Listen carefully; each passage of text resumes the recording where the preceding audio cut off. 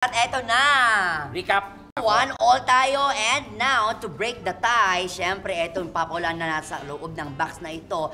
First na makahula kahit isa lang dyan ang siyang winner. Kailangan buhat, hugutin. So kaya paunahan to. Yes, sino kayang tatanghalin natin, of course, na reyna ng kapaan. And go! Gumagalaw talaga siya!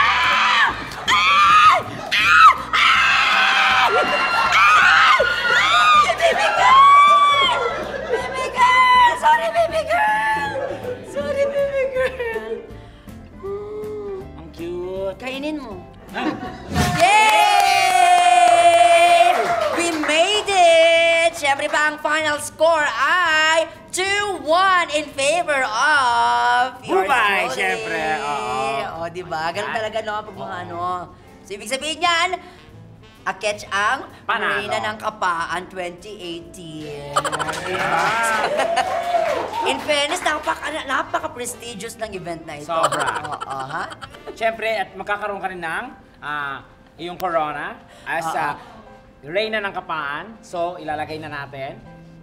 Yan. O, di ba? Pwedeng-pwede yung gawin yan sa inyong mga bahay-bahay.